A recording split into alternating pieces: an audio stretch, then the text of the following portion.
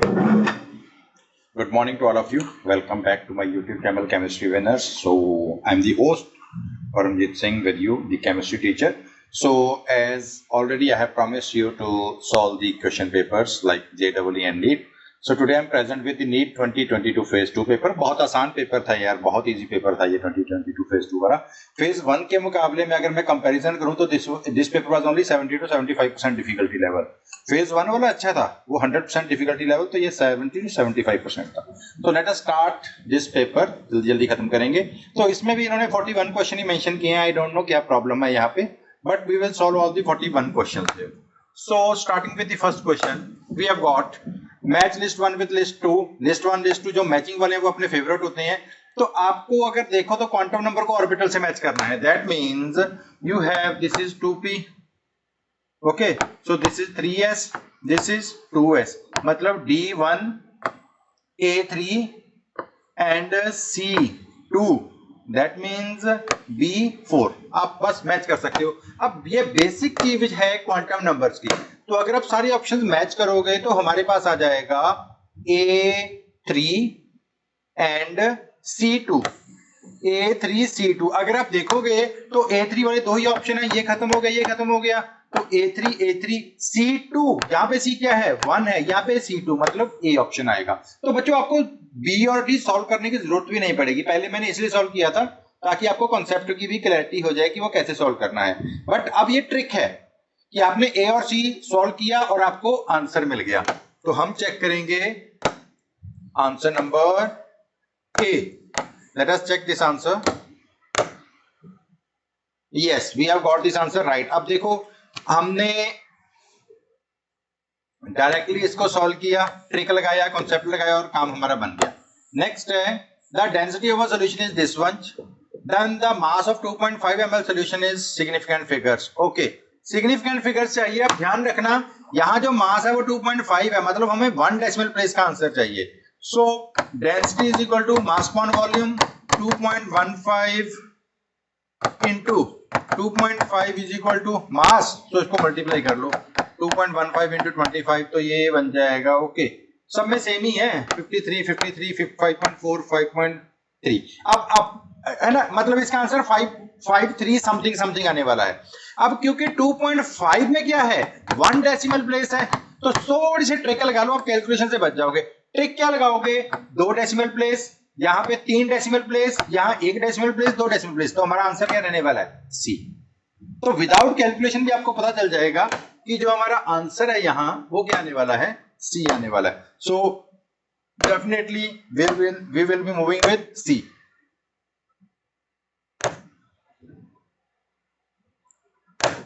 Yes, why it is not working?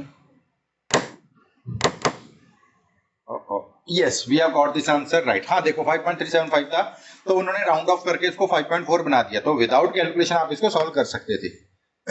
Third question given below. Okay, reason assertion है. Chlorine is an electron withdrawing group but it is also ortho para directing in electrophilic aromatic substitution. So इसमें जो हमारे पास statement 1 है वो तो आपकी हो जाएगी ट्रू. स्टेटमेंट 1 इज ट्रू क्योंकि वो ऑर्थोपैरा देता है क्लोरो. आपको याद होगा हम लोग हैलोजिनेशन करते हैं तो वहां पे क्लोरीन का यूज करते हैं. Inductive effect of chlorine destabilises the intermediate carbocation formed during the electrophilic substitution, however due to more pronounced resonance effect. ये गलत है भाई, ये गलत है. क्यों गलत है, because for halogens -I is greater than +R. तो reason is true, assertion is true, reason is false. That means A is correct, B is not correct. तो मैं जाऊंगा ऑप्शन नंबर D के साथ. चेक कर लेते हैं अभी. So we have got this answer as right answer. Moving to the next question, question number 4. The two half cell reactions are given. So standard EMF is usual. अब आपको मैंने बात बताई कि ओपनर है ना या लोन, आप देख सकते हो ये वैल्यू आपकी पॉजिटिव है, ये वैल्यू आपकी नेगेटिव है. दैट मींस ये क्या बन जाएगा, ER माइनस EL. तो डेफिनेटली 1.66 माइनस और 1.81, तो कितना बन जाएगा, 6 + 1 7. ओके, 7 वाले दो ही ऑप्शन है, मतलब ये नहीं है, ये है.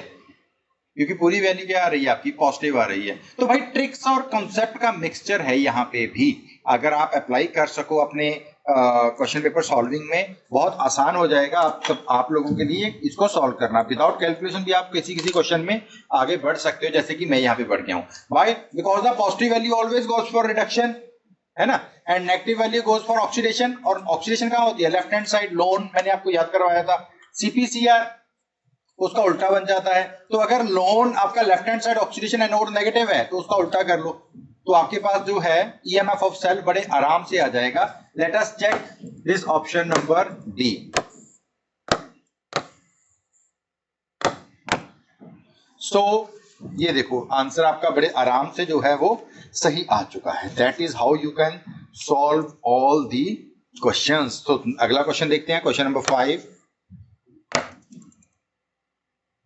ओके, मैच द फॉलोइंग मेरा फेवरेट है, मैच करना है।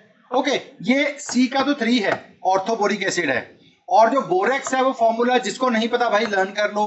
तो A4C3 चेक कर लेते हैं कहां है। A4C3, कई बार हमें सारे नहीं पता होते तो मैं उस हिसाब से बता रहा हूं। A4C3 सिर्फ बी में है, A4C3 सिर्फ बी में है, और वही हमारा राइट आंसर है। तो आपको हर एक फॉर्मूले की टेंशन लेने की हर एक फॉर्मूले को याद करने की टेंशन नहीं लेनी होगी, ऐसे क्वेश्चंस आराम से सॉल्व हो जाते हैं। Moving to the next question, question number 6। The correct order of first transition enthalpy for given elements, memory based question है, और या फिर आप सीधा भी कर सकते हो। अब मोस्ट इलेक्ट्रोनेगेटिव जो है वो फ्लोरीन होता है, तो फ्लोरीन के बाद आता है oxygen, then nitrogen, then carbon. यहाँ पे थोड़ी सी एक्सेप्शन होती है, नाइट्रोजन होता है 2s2 2p3, ये होता है 2s2 2p4, मतलब हाफ फिल्ड आ गया। तो जो आयनाइजेशन एनर्जी बनती है वो बनती है FNOC। ऑप्शन नंबर डी पड़ा हुआ है, तो ऑप्शन नंबर डी। या फिर आप इसको डायरेक्टली इन ऑर्डर्स को बाय हार्ट भी कर सकते हो, तो बाय हार्ट कर लोगे तब भी दिक्कत नहीं है, आंसर आपको राइट ही मिलने वाला है, जैसे कि हमें यहाँ पे मिला है। तो आप कॉन्सेप्ट या बाय हार्ट लगा सकते हो।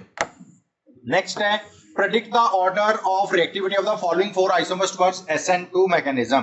SN2 का मुझे कमेंट बॉक्स में जरा बताओ कि रिएक्टिविटी ऑर्डर क्या होता है, primary, secondary, tertiary, allyl, benzyl, carbocations का, है ना। तो अगर मैं उसी हिसाब से जाऊं तो जो मेरे पास ऑप्शन मिलेगा SN2 में, स्टेरिक इंटरनेट सबसे कम चाहिए, तो यहां पे देखो ये प्राइमरी है, ये आपका सेकेंडरी है, ये भी प्राइमरी है लेकिन 2 बल्कि ग्रुप्स आ गए, और ये आपका टर्शरी है।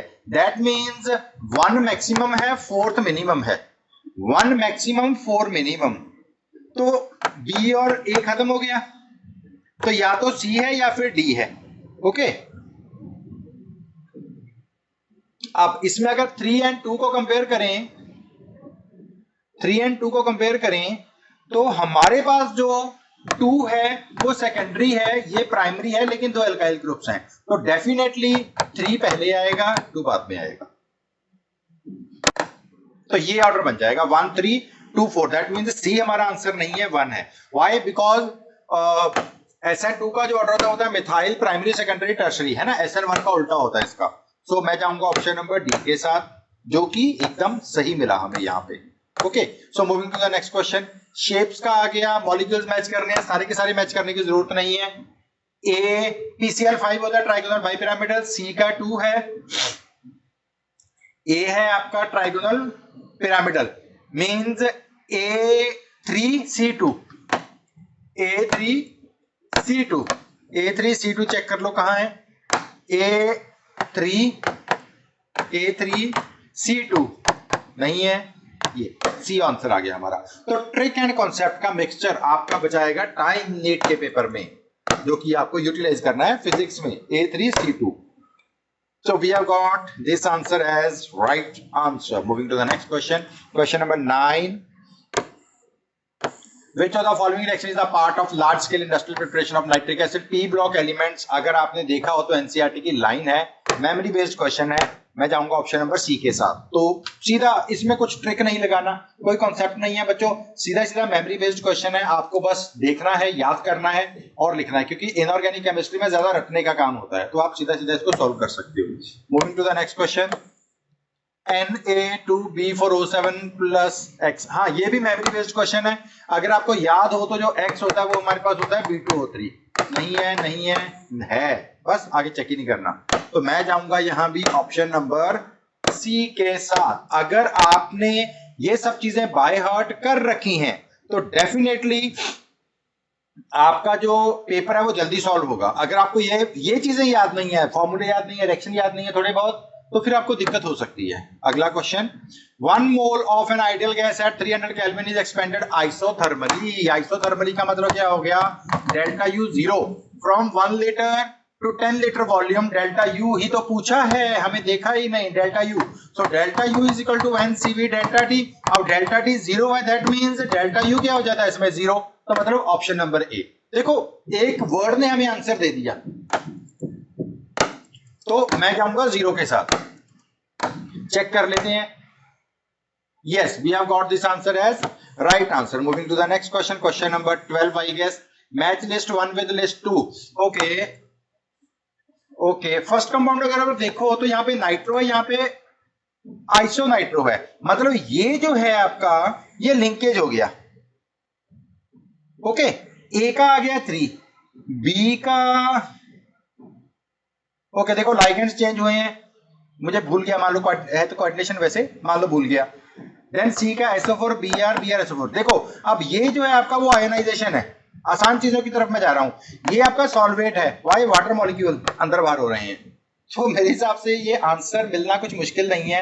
आपको बस आइसोमर्स के नाम, टाइप्स के नाम याद रखने हैं कि आयनाइजेशन, कोऑर्डिनेशन, लिंकेज, सॉल्वेट। पानी मतलब सॉल्वेट, कहां से बॉन्ड बन रही है मतलब लिंकेज। तो मैं जाऊंगा A3C1। चेक कर लेते हैं एक बार, सारा नहीं चेक करेंगे। A3C1, A3C1, A3 कहां है भाई? A3 कहां है? A3 नहीं है, A3C2 नहीं है, ये भी मतलब डी है मेरा answer.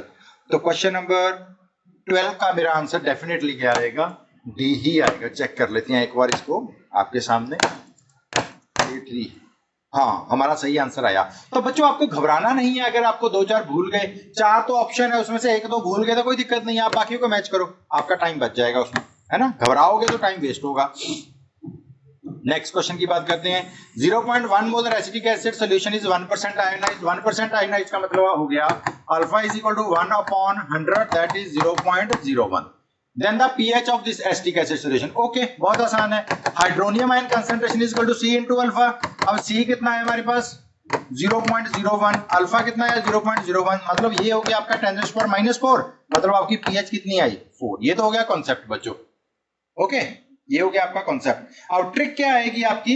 Acetic acid weak acid है और वीक एसिड की डिग्री ऑफ जो आयनाइजेशन है वो 1% है, तो वो और ज्यादा वीक हो जाएगा। इतना वीक हो जाएगा कि सबसे कम pH आप जा सकते हो। तो मैं तो जाऊंगा pH 4 के साथ। ये थोड़ा रिस्क रहता है जो मैंने आपको अभी बताया कि you could have gone with the lowest pH. This is risky, but if you use concept here, then definitely you are getting the right answer. Okay, so मैं जाऊंगा ऑप्शन नंबर डी के साथ। Let us check this answer. Option number D must be right. Okay. Yes, we have got this answer as right answer. Okay, so moving to the next question. The half-life of first order reaction is 2000 years. If the concentration after 8000 years is 0.02 molar, then the initial concentration was. देखो इसमें आप क्या कर सकते हो? आप निकाल सकते हो कि T half is equal to 0.693 upon K। अब K की वैल्यू यहां से निकालो। Then K is equal to 2.303 upon T log of A0 upon A0 minus X। वहां पे A0 की वैल्यू आपको निकालनी है। लॉग एंटी लॉग काफी कुछ लेना पड़ेगा। ये थोड़ा लंबा मेथड है, आप यहां से भी आंसर निकाल सकते हो, कोई फर्क नहीं है, कोई दिक्कत नहीं है, आ जाएगा आपका आंसर। लेकिन ये आपका 2 से 3 मिनट खा जाएगा। तो इसको सॉल्व करने का मैं आपको बताता हूं एक आसान तरीका। देखो इजी मेथड क्या है इसको सॉल्व करने का। हमारे पास 2 फॉर्मूले होते हैं, T is equal to N into T half and N is equal to N0 into 1/2 raised to power N। Okay, अब मेरे पास T हाफ कितना गिवन है? 2000 और T कितना गिवन है? 8000। एंड एन नॉट कितना गिवन है 0.02। अब बस वैल्यूज पुट कर दो। यहाँ पे मेरे पास क्या बन जाएगा, n is equal to 8000 divided by 2000, तो ये आ गया हमारा 4, n 4 आ गया। अब इस वैल्यू को यहाँ पुट कर दें तो मेरे पास ये बन जाएगा 0.02 into 1/2 raise to power 4 is equal to n naught. Okay, तो बस इसको लो, 2 2 जा 4, 4 2 जा 8, 8 2 जा 16, 16 इंटू सॉरी ये ऐसे नहीं आएगा, ये ऐसे बनेगा, ये क्वेश्चन बनेगी 0.02 is equal to n naught into 1/2 raise to power 4, मतलब ये बनेगा 0.02 इंटू 16, तो ये बन जाएगा 0.32 मोलर, अगर मैं गलत नहीं हूं तो ये आपको फॉर्मूले याद रखने हैं। अगर आपने नहीं लिखे हुए तो आप इन फॉर्मूले को नोट वीडियो पॉज करके नोट भी कर सकते हो। तो मैं इसका आंसर चेक करता हूं, 0.32 molar. Yes, we have got this answer as right answer. So बच्चों, moving to the next question. So ये हमारा आंसर आ जाता है। Okay, the product from the following reaction sequences. पहले तो हम रिएक्शन सीक्वेंस देख लेते हैं। ओके, ये पहले इसका रिएक्शन सीक्वेंस ही बना लेते हैं, स्मार्ट बोर्ड पे ही करेंगे ताकि हमें, मैं बोलता हूं ना आपको कि you should not see the option first, you should always check what is my product I am getting, then I will go. Okay, aniline है, एनहाइड्राइड है, पिरिडीन है, लिथियम एल्यूमिनियम हाइड्राइड है, एंड देन वाटर है ना। Okay, aniline है,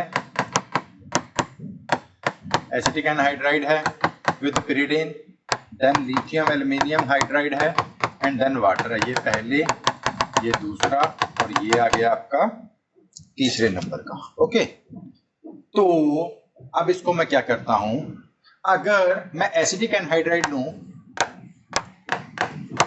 NH2, CH3 C double bond O C double bond O CH3, यहां से तोड़ दो इसको, दैट मीन्स NH2 को मैं ऐसे लिख लेता हूं, NH2 को मैं लिखता हूं NH and H। इसका मतलब इसको यहां निकाल दें, ये कार्बन को यहां अटैच कर दें। याद होगा आपको reaction of aniline with anhydrides, anhydrides हमेशा ऐसे ही टूटते हैं, स्टेरिफिकेशन में किया हमने और बहुत जगह किया था, है ना। तो मेरे पास जो फर्स्ट आपका स्टेप का प्रोडक्ट बनेगा वो बनेगा कुछ ऐसा, NHC double bond O and CH3, right. उसके बाद है lithium aluminium hydride and water. तो ये जो है ये करेंगे रिडक्शन, रिडक्शन से मेरे पास बनेगा NHC, या तो OH बनेगा या फिर वहां पे हाइड्रोजन आएगा। देखते हैं कि ऑप्शन में क्या गिवन है, NHC। Okay, now let us check the options. So option 1 तो नहीं है, 2 भी नहीं है, एक मिनट, NHC। ओके, ये हो सकता है, यस, क्योंकि यहाँ पे डबल बॉन्ड O था ना, तो उन्होंने रिड्यूस कर दिया। अगर ऐसा है तो B हो सकता है, C तो नहीं है, D भी नहीं है, मतलब definitely it is option number B। Check करो तो क्या यही मिल रहा है हमें, एक बार क्रॉस चेक कर लेते हैं। हाँ, एकदम सही, हमें वही मिल रहा है ना। या तो OH रहेगा या फिर व्हाटएवर जो है। चेक कर लेते हैं आंसर अब। तो option number B should be our correct answer. तो कॉन्सेप्ट, ट्रिक्स, एवरीथिंग, हाँ देखा, B is our right answer. तो बेसिक केमिकल रिएक्शंस यहाँ पे यूज किए हैं इन्होंने, जो कि आप आराम से कर सकते हैं। Next, decreasing order of boiling points of following alkanes. Alkanes का मतलब more the number of carbon atom more is the boiling point. Heptane, butane, butane, propane, hexane, मतलब A आएगा, देन E आएगा, उसके बाद मेरे पास C आएगा, देन B आएगा, एंड देन D आएगा, अगर मैं गलत नहीं हूं तो। Why? 7 carbon, 4 carbon, methyl butane का मतलब 5 कार्बन, मिथाइल प्रोपेन का मतलब 4 कार्बन, यहाँ पे आ गया 6 कार्बन। अब B और D को हमें कंपेयर करना पड़ेगा। More the branching is inversely proportional to the boiling point. तो आप इनको अरेंज कर सकते हो, AECBD, AECBD, AECBD, दिख रहा है कोई ऑप्शन? हाँ, ऑप्शन A है ना, ऑप्शन A है हमारा, AECBD। हाँ, this is the right answer. तो देखो, ये किसी कोई बच्चा ध्यान भी नहीं देता है कि boiling point is inversely proportional to this branching, छोड़ देते हैं बच्चे ऐसी चीजों को, लेकिन नीट वालों को पता है एनटीए को कहां से क्वेश्चन पूछते। So moving to the next question, I guess we have solved 16 questions so far. So decrease in size from left to right in actinide series is greater and gradual than the lengthenide series due to, this is called actinide contraction, lengthenide contraction. So all this thing I have told you a number of times, whenever this type of question comes, search for poor shielding effect. Shielding effect is there but it is greater. ये तो होगा ही नहीं, greater shielding नहीं, poor shielding हाँ. तो जहां भी lengthenide contraction या फिर actinide contraction की बात हो, आपको क्या ढूंढना है वहां पे खोजबीन में लग जाओ पुअर शील्डिंग इफेक्ट की. तो 5f orbitals have poor shielding. Yes, we have got this answer as right answer. So moving to the next question. Our next question is question number 18. Okay. Which of the following reaction is not an example of nucleophilic addition elimination reaction? Not an example. मतलब ये example नहीं है nucleophilic addition reaction की. अच्छा, अगर आप इस reaction को गौर से देखो, सोडियम बाइसल्फाइड वाला, यहां पे प्रोटॉन ट्रांसफर होता है, इंट्रामोलिक्यूलर प्रोटॉन ट्रांसफर. यहां पे डबल बॉन्ड बना, मतलब अब देखो न्यूक्लियोफाइल ऐड हुआ देन वो एलिमिनेट हो गया, तो मतलब एलिमिनेशन से हमें क्या मिलता है? Double bond. यहां पे हमें पाइप एल्कीन मिला, ये नहीं है. यहां पे पाइप बॉन्ड मिला. ऑप्शन नंबर डी में भी pi bond pi bond pi bond. Trick तो मेरी बोलती है कि बी है, और अगर कॉन्सेप्ट के थ्रू जाऊं तो भी बी आएगा. वाई? इंट्रामोलिक्यूलर प्रोटॉन ट्रांसफर होता है, यहाँ पे रिएक्शन होता है ना एक छोटा सा एल्डिहाइड का, CH3CO NaOSO2H एंड यहाँ पे H, देन ये प्रोटॉन ट्रांसफर पार्टिसिपेट करते हैं एक दूसरे के साथ. So B should be my right answer. Check कर लेते हैं अभी. B should be my right answer. अभी आपके सामने. Yes, we have got this answer as right answer. So kids, this is what we have got. Moving to the next question. Question number 19. Product from the following reaction sequence. Organic chemistry अच्छे level की आई है इस paper में, because number of reactions are there. तो अपने हमारे पास है benzaldehyde. Okay. Let us write it. C double bond O and H. अब इसका रिएक्शन किसके साथ है? HCN, water, sodium hydroxide and काउ. ओके, डीकार्बोक्सिलेशन हो रही है. That means first is HCN, then H2O and then CaO plus NaOH. Okay, now HCN we will form the cyanohydrin C OH, Cn and hydrogen. Now upon hydrolysis it will form OH,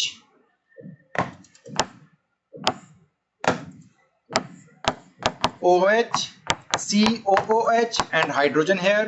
After decarboxylation we will get something like this,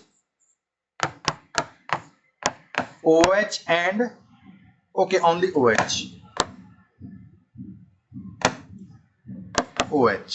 So options check कर लेते हैं.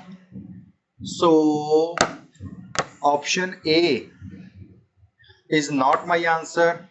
B नहीं, carboxylic acid present है. C yes. D भी नहीं है, मतलब definitely C ही answer है. जो हमने प्रोडक्ट बनाया था उससे मैच कर रहा है.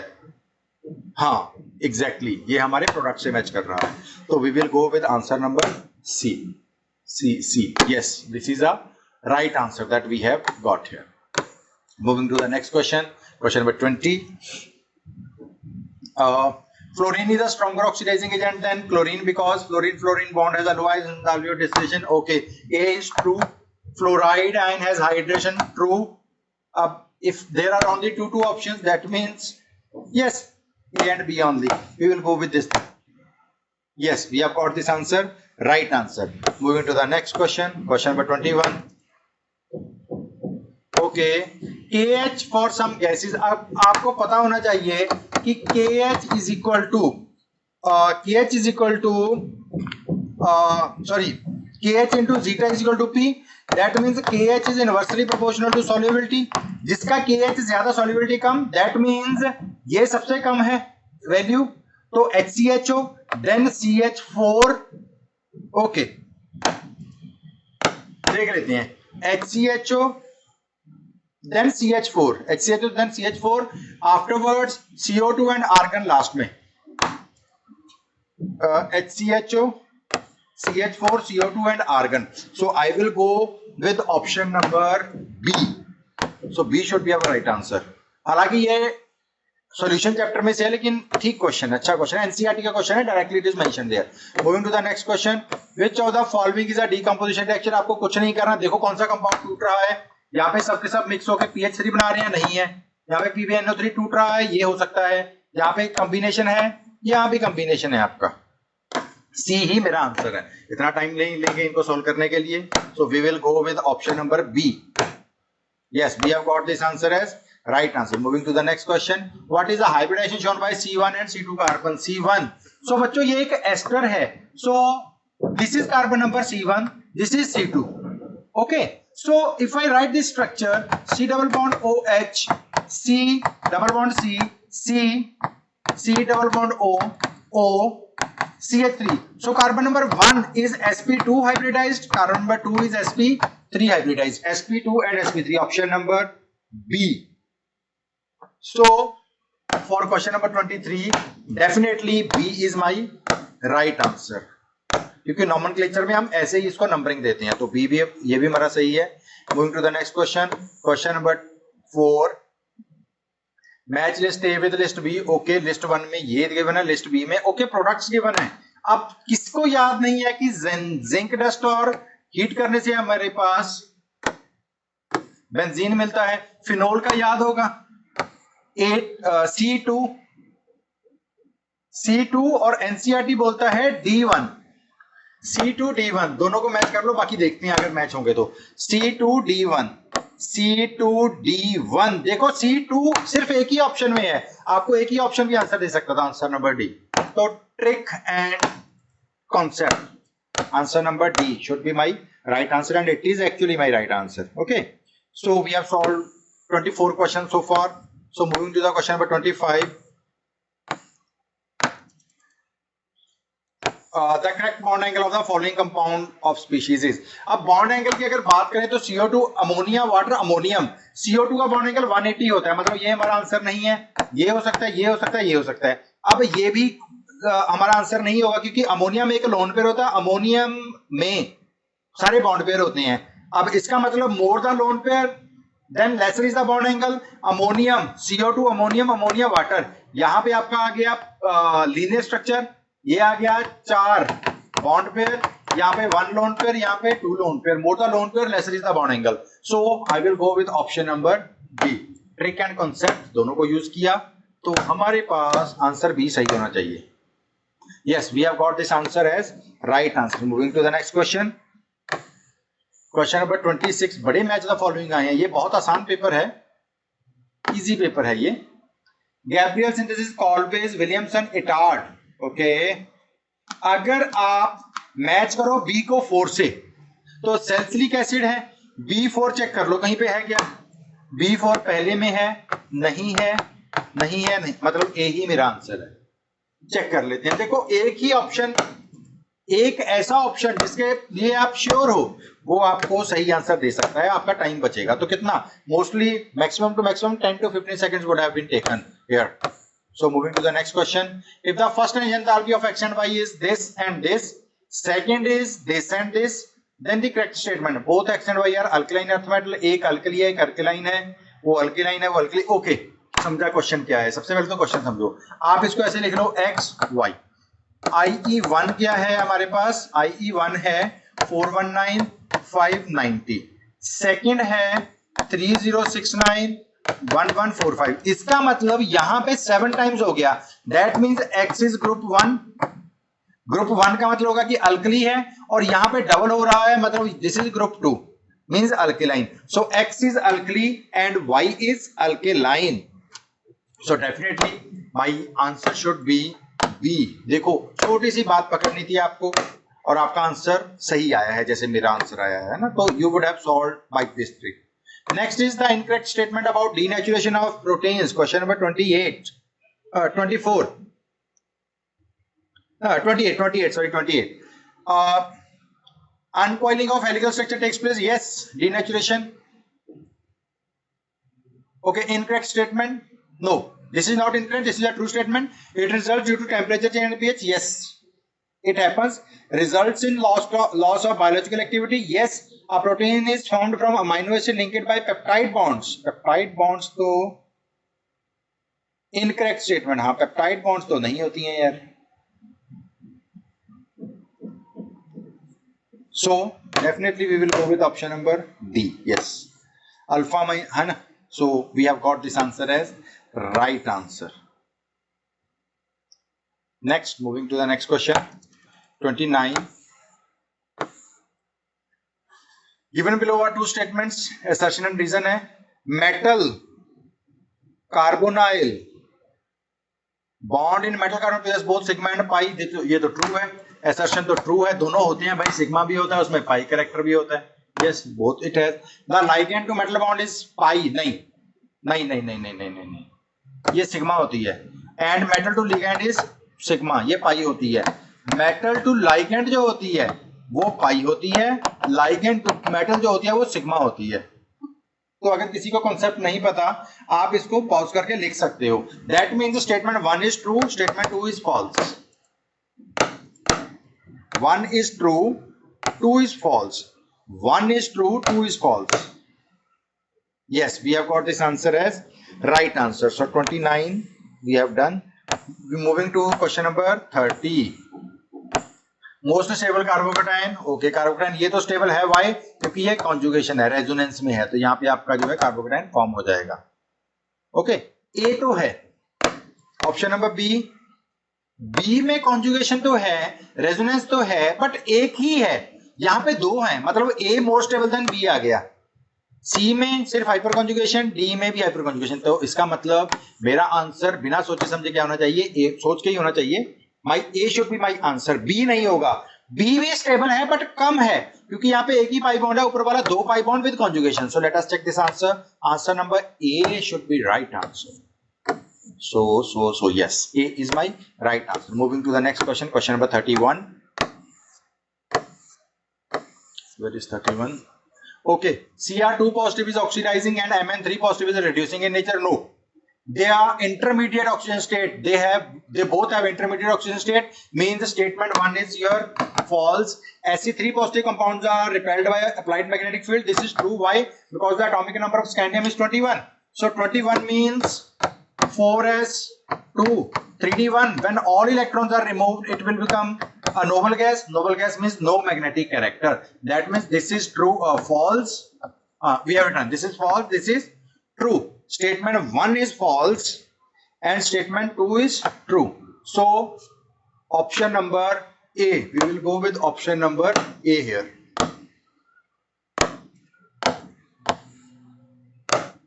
Yes, we have got this answer. Right answer. Moving to the next question. Question number 32, I guess. Kp for the following reaction is 3 at this much. Okay. What will be the value of Kc? Now, who don't know the relationship between Kp and Kp? Kp and Kc. Kp is equal to Kc RT raised to power delta Ng. We have to find Kc. So it will become 3 upon 0.083 into 1000 is equal to raised to power 1 is equal to Kc. So for this calculation, I am going to use my calculator. So my answer comes out to be 0.03. No. Let us convert directly. Okay. I am getting this answer. C. I am getting C. 3.6 into 10 raised to power minus 2. Yes, we have got this answer. Right answer. So delta NG का खेल था, आपको पता होना चाहिए delta NG कैसे आएगा. Moving to the next question. Question number 33. A vessel containing 3.2 gram of oxygen at STP. वैसे तो ये डिलीटेड पोर्शन का क्वेश्चन है, बट हम इसको सॉल्व करेंगे. This now gas is transfer to another vessel. Constant temperature is constant. That means V is directly proportional to P, inversely proportional to P. That means P1 V1 is equal to P2 V2. Now number of moles of dioxygen 3.2 upon 332 is equal to 0.1 moles. चलो अब question पढ़ लेते हैं, ये तो हमारा काम हो गया. Is now transferred to another vessel while pressure becomes 1/3. बहुत बढ़िया, मतलब यही अप्लाई होने वाला है. So that means P1 V1 is equal to P2 V2. That means P1 V1 is equal to P1 by 3 into V2. Okay. Now what is V1? V1 is equal to 0.1 into 22.4, that is 2.24. So V2 is equal to 3 times V1. इसको rearrange कर लेना भाई, P1 P1 cancel. तो यहां से हमारे पास क्या आ जाएगा, 3V1 is equal to V2, जो कि हमें फाइंड आउट करना है. So that is 2.24 into 3. So it will become 3 2 is 6. 6 point something something. 6 point something something. That means B is our right answer. So we will go with B. B should be my right answer. Yes, we have got this answer. Right answer. B is my right answer. Moving to the next question. Question number 34, I guess. Yes. Which of the following reaction sequence is incorrect method for preparation of phenol? Oleum gives us phenol. Aniline Na2. This also gives. Okay. Cumene gives. Now STP condition. Are they STP condition? It is dose method. It should be 623 Kelvin and some 200 to 300 atmospheric pressure. Means D ही है जहां से हमें phenol नहीं मिल सकता है. Question देख लेते हैं. Which of the following is incorrect method? That means D should be my right answer. Yes, B is actually my right answer. Moving to the next question. Question number 35, I guess. 4A plus 3B gives 6D plus 9D. Rate of formation 6 है, A का 4 है. Okay. Rate of reaction and amount of B consumed. आपको निकालना है rate of reaction and amount of B consumed. Okay. तो इसको smart board पे करते हैं. Let us solve there. So we have got the equation as 4A plus 3B gives 4A plus 3B gives 6C plus 9D. That means minus 1 by 4 into dA upon dt is equal to minus 1 by 3. dB upon dt is equal to 1 by 6. dC upon dt is equal to 1 by 9 is equal to 1 by 9. dd upon dt. अब क्या है, C का जो given है वो है 6 into 10⁻². Okay, that means 1 by 6 into dC upon dt is equal to, ये क्या बन जाएगा, 6 into 10⁻² upon 6. That means dt is equal to 10⁻². अब देख लेते हैं अगर ऑप्शन है तो.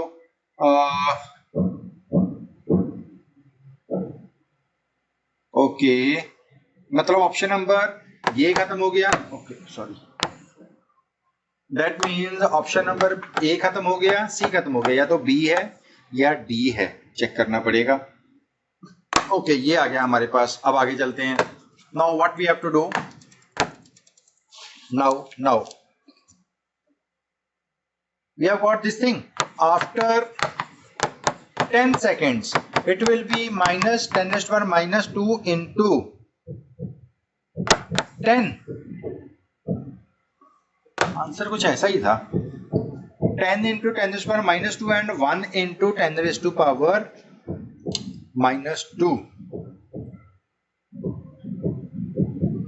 So my answer should be, no, 1 second, we have to find the amount of B consumed also.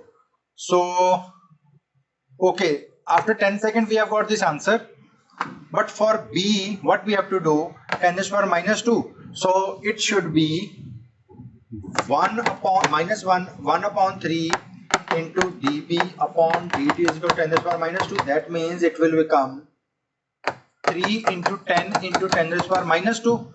That means 30 into 10⁻². अगर मैं गलत नहीं हूं तो ओके, देख लेते हैं. 30 into 10⁻² and 10 into 10⁻². 30 into 10 to the power minus 2 and 1 into 10 to the power minus 2. Okay, we have got B as our answer. Check कर लेते हैं क्योंकि यहाँ पे 10 आएगा जो कि हमारा ऑप्शन नहीं है, यहाँ भी 10 ऑप्शन नहीं है, यहाँ पे 1 है, ये हमारा आंसर हो सकता है, यहाँ 30 है, यहाँ 10 है, तो ये नहीं है, तो definitely I will go with option number B. अच्छा क्वेश्चन था, ऐसे क्वेश्चन नीट में डालने चाहिए ये को. हाँ देखा, सही आया हमारा answer. So this is our right answer.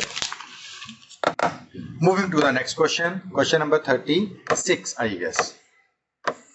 The standard electrode potential of the cell is this much. Calculate the standard gives free energy. अब हमारे पास सब कुछ गिवन है. अगर आप देखो तो delta G naught is equal to minus NF E naught, तो ये बन जाएगा. अब नंबर ऑफ इलेक्ट्रॉन कितने ट्रांसफर हो रहे हैं? 2 into 96487 into what is E not, that is 1.1. So अब इसके लिए मुझे कैलकुलेटर यूज करना पड़ेगा. सो जब मैंने कैलकुलेटर का यूज किया तो मेरे पास जो आंसर आया है that is C, minus 212.27 212.2714 joules. अब इसको मैं कन्वर्ट करूंगा, माइनस 212.27 किलो जूल्स 2714. अब आपके पास ये आंसर नहीं है, ये नहीं है. यूनिट्स ध्यान रखना बच्चों, बहुत सारे बच्चों ने इसको गलत किया था क्योंकि उन्होंने यूनिट्स नहीं देखा था, उन्होंने डायरेक्टली दिया. अब इसमें क्या होता है, आपको वो काला करना होता है ना. तो डार्क करते टाइम जब उन्होंने डार्क करना स्टार्ट किया उनके पास ऑप्शन नहीं था, तो इस वजह से उनका ये क्वेश्चन जो था वो गलत हो गया. हम चेक कर लेते हैं अपना आंसर ऑप्शन नंबर सी के साथ. Let us see. Option number C should be my right answer. Yes, it is my right answer. So बहुत आसान था, बेसिक सा क्वेश्चन था, एक छोटा सा. Okay, A and B we have to find. A and B HBr है. Okay, HBr तो आराम से हो जाएगा. MgBr मतलब ये क्या बन गया आपका, HBr से बना bromine and benzyl carbon, then आपका बना ग्रिग्नर रिएजेंट CO2H3, मतलब क्या बन गया, कार्बोक्सिलिक एसिड बन गया. मतलब ए आपका कार्बोक्सिलिक एसिड बनेगा. बी जो है वो देख लेते हैं. ए कार्बोक्सिलिक एसिड आपका बी में है, सी में है. बी और सी में से कोई इसका आंसर होगा. अभी थोड़ा सा आइडिया हमें मिल ही गया है. ओके, रिएक्शन कर ही लेते हैं, इस रिएक्शन को कर ही लेते हैं. स्मार्ट बोर्ड पे चलते हैं. हमारे पास है कुछ ऐसा, PH double bond HBr, MgBr है शायद, CO2 H3O पॉजिटिव. तो यहां से हमारे पास बनेगा A. अगर मैं A की बात करूं तो मेरे पास ये बन जाएगा PH, यहां Br, ये ऐसा, राइट. व्हाई? बिकॉज यहां पे कार्बोकेटाइन स्टेबल बन रहा है. आपका एडिशन ऑफ HBr जो होती है वो मार्कोनिकॉव एंटी मार्कोनिकॉव होती है, तो यहाँ पे मार्कोनिकॉव एडिशन करेंगे स्टेबल कार्बोकेटाइन के हिसाब से. दैट मींस इसको मैं बना दूंगा PH COOH and like this. तो दैट मींस ये मेरा कुछ ऐसा बना. चेक कर लेते हैं. ए नहीं है, बी और सी, 1 और 2. देखो बच्चों, सी है, सी है, मुझे दूसरा बनाने की जरूरत ही नहीं पड़ेगी. मिथाइल ग्रुप है, हमारे रिएक्शन में भी एक मिथाइल ग्रुप है. देखोगे तो ये देखो साइड में पड़ा हुआ है, यहां पे मिथाइल ग्रुप पड़ा हुआ है. ओके, सो सी ही मेरा आंसर है, मैं दूसरा नहीं चेक करूंगा. ट्रिक एंड कॉन्सेप्ट का mixture. Yes, we have got C as our right answer. तो आपको सीक्वेंस बी बनाने की जरूरत ही नहीं पड़ेगी अगर ऑप्शन अलग अलग है. मैंने क्यों बी पिक किया? ए में अल्कोहल बन रहा है, बी में और सी में ही कार्बोक्सिलिक एसिड है, और जो आपका ए है उसमें फिर से अल्कोहल है, डी में अल्कोहल है. अल्कोहल तो नहीं बनेगा यहाँ पे. तो बी और सी में आपको एक रिएक्शन करके देख लेना, आपके पास कोई ना कोई आंसर आ ही जाएगा सही. तो moving to the next question. Incorrect method for the synthesis of alkene is treating vicinal dihalide with zinc metal, ये तो सही है. ट्रीटिंग एल्काइंस विद सोडियम, ये भी सही है. एल्काइल हैलाइड विद अल्कोहलिक, ये भी सही है. तो मतलब डेफिनेटली डी ही हमारा आंसर है. डी क्या है? Treating alkyl halide in aqueous KOH. Aqueous KOH के साथ अगर एल्काइल हैलाइड को रिएक्ट करोगे तो हमें मिलेगा substitution reaction, nucleophilic substitution, elimination नहीं मिलेगा. तो यही हमारा सही आंसर है. We have got this answer as right answer. Moving to the next question. When electromagnetic radiation of wavelength 300 nm falls on the surface of a metal, electrons are emitted with kinetic energy. This one, what is the minimum energy needed to remove the electron from the metal? बहुत आसान question है ये, max planks theory से आया हुआ question है. So E is equal to 5 plus kinetic energy, हमें 5 निकालना है शायद. Now E is equal to NaHc by lambda, क्योंकि इलेक्ट्रॉन्स निकल रहे हैं तो 6.023. ओके, इसको थोड़ा सा इधर लिख लेते हैं. तो E is equal to 6.023 into what is the value of 6.626 and 3 into 10 raised to power 8 into 10 raised to power 23 10 raised to power minus 34 divided by what is lambda is 300 nanometer, 300 into 10 raised to power minus 9. तो मैं ये सब calculate करने के लिए calculator use कर रहा हूं ताकि हमारा टाइम ज्यादा ना कंज्यूम हो.